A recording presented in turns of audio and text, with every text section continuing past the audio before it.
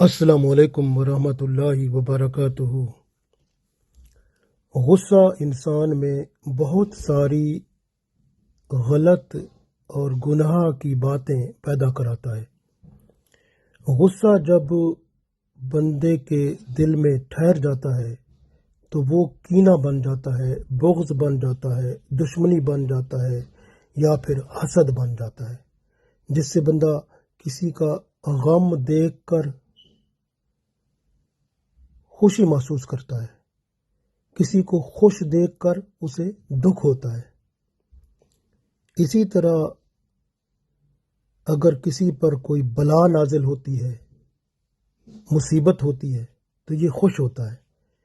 یہ غصہ بندے کے اندر دل میں ایسی بیماریاں لاتا ہے، اور بعض اوقات غصہ بندے کی زبان پر جھوٹ لاتا ہے، غیبت لاتا ہے، فحش باتیں لاتا ہے، اور پھر بندے کو ایک دوسرے سے لڑا دیتا ہے۔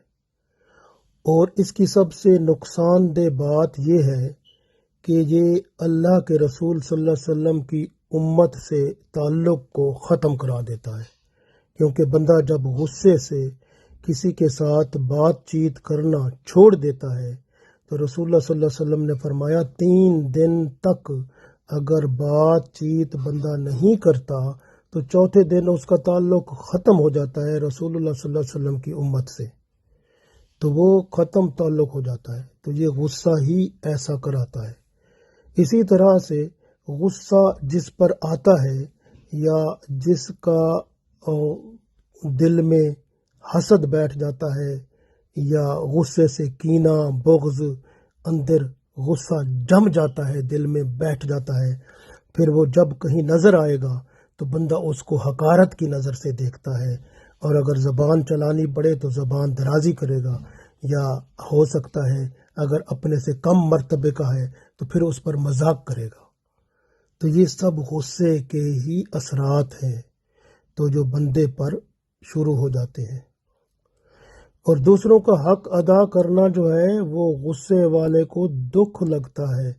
حق ادا کرے بندہ تو وہ اللہ کے حضور مرتبہ پاتا ہے، جزا پاتا ہے، کیونکہ ہمارے ایک دوسرے پر حقوق ہیں، اور رشتہ داروں کے ساتھ تو صلح رحمی کرنا بہت بہتر ہے کہ ان کے ساتھ بندہ انصاف کرے، صلح رحمی کرے، اور اگر غلطی ہو تو معافی مانگے، رشتہ کوئی توڑ رہا ہو تو اس کو جوڑ دے۔ اس طرح سے بندہ جو ہے یعنی کوشش کرے گا تو کامیاب ہوگا۔ اس لیے ہمیشہ یاد رکھیں جب غصہ جس کو آتا ہے نا وہ دوسرے بندے کو پھر ذلیل و رسوا کرنے کی کوشش کرتا ہے، اس لیے اگر وہ اس پر قابو پا لے گا، یعنی غصہ جس کو آتا ہے، جس پر آیا ہے، اگر اس پر اس نے قابو پا لیا تو پھر اسے ضرر دے گا، تکلیف دے گا، نقصان دے گا، ایذا رسانی کرے گا اس کی۔ اسی طرح یہ غصہ جو ہے نا بندے میں احسان کرنے والا جو ہوتا ہے نا اس کا احسان تک بھلا دیتا ہے۔ جس نے مشکل وقت میں مدد کی ہوتی ہے اس کو بھی بندہ بھلا دیتا ہے، اور جو اس کی تعریف کرنے والا، اس کا خیال رکھنے والا ہوتا ہے غصے میں اس کو بھی دور کر دیتا ہے۔ یہ غصہ اتنا خطرناک ہے، تو اس لیے غصے کو یوں سمجھیں کہ یہ ہمارے اندر ایک قسم کا کینسر بن جاتا ہے جو پھر پھٹتا ہے تو پھر تباہی بربادی لاتا ہے اپنی۔ اس لیے یاد رکھیں غصہ جو ہے نقصان دہ ہے، اس کا کوئی فائدہ ہے نہیں۔ تو جب بندے کے دل میں کینہ پیدا ہو جاتا ہے تو پھر بندہ کیا کرتا ہے، وہ جھگڑا کرے گا۔ لیکن اس کا توڑ ہے کہ بندہ جو ہے نا اگر کوئی بندے کے ساتھ جھگڑا کرے نا تو یہ اس کے ساتھ احسان کر دے، کوئی برا بھلا کہے اس کے ساتھ بھلائی کر لے، کوئی اس کو فاسق کہے، ظالم کہے، کوئی کس طرح کہے، یہ اس کو ادب سے اس بات کو اگنور کر دے، نظر انداز کر دے، اور اس کا ادب سے نام لے۔ اسی طرح اگر کوئی بدی کرتا ہے، برائی کرتا ہے، تو اس کے ساتھ احسان کر لے، اس کو معاف کر دے، تو پھر اللہ تعالیٰ بھی اللہ تعالیٰ بندے کو بھی معاف فرما دیتا ہے۔ غصہ جو ہے نا، وہ ہمیشہ بندے کو تباہی اور رسوائی اور ذلت دیتا ہے۔ رسول اللہ صلی اللہ علیہ وآلہ وسلم نے فرمایا کہ 3 چیزیں ہیں جس میں قسم کھا کر میں بیان کروں گا۔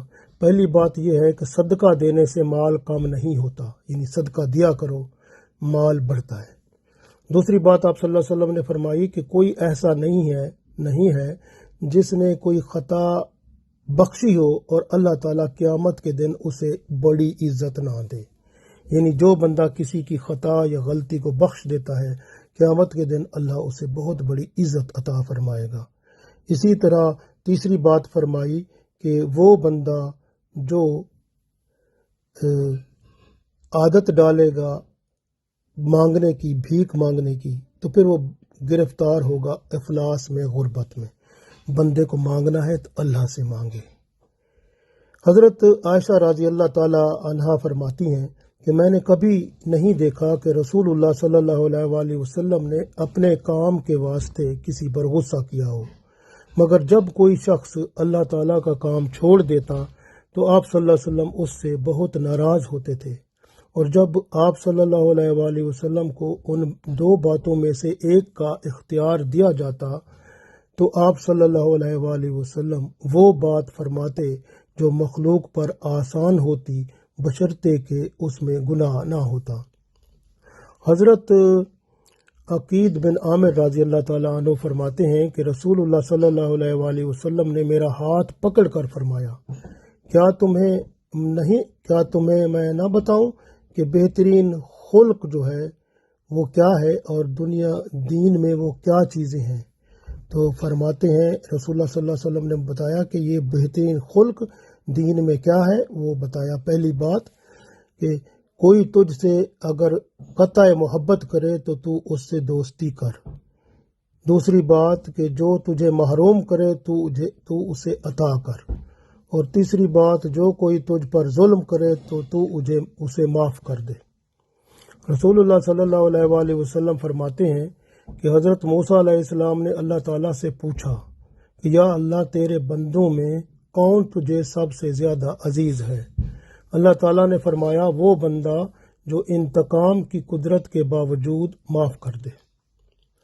رسول اللہ صلی اللہ علیہ وآلہ وسلم نے جب مکہ فتح کیا تو قریش مکہ پر جب آپ صلی اللہ علیہ وسلم غالب آ گئے تو جنہوں نے آپ صلی اللہ علیہ وسلم کو بہت ستایا تھا، وہ اس وقت ڈر رہے تھے کہ سب کو اپنی جانوں کا خوف تھا کہ آپ صلی اللہ علیہ وسلم ہمارے ساتھ کیا معاملہ فرماتے ہیں۔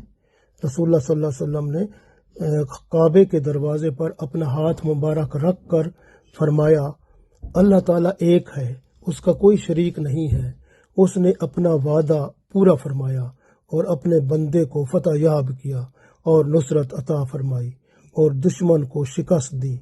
تم اپنے بارے میں اے قریش کیا سمجھتے ہو اور کیا کہتے ہو؟ کفار قریش کہنے لگے، سوائے خیر کے ہم کیا کہیں؟ رسول اللہ صلی اللہ علیہ وسلم کے کرم کے امیدوار ہیں، آپ صلی اللہ علیہ وسلم کو سب اختیار ہے۔ تب آپ صلی اللہ علیہ وسلم نے فرمایا، میں وہ بات کہوں گا جو میرے بھائی یوسف علیہ السلام نے اپنے بھائیوں پر قابو پا کر کہی تھی کہ آج کے دن تم پر ہر قسم کی سرزنش نہیں ہے۔ یہ فرما کر آپ صلی اللہ علیہ وسلم نے سب کو فکر سے آزاد کر دیا، سب کو معاف کر دیا۔ اللہ تعالی ہمیں بھی توفیق دے کہ ہم بھی دوسروں کو معاف کرنے والے بنیں اور غصے کو کنٹرول کر کے اللہ کی رحمت کو پائیں۔ آمین۔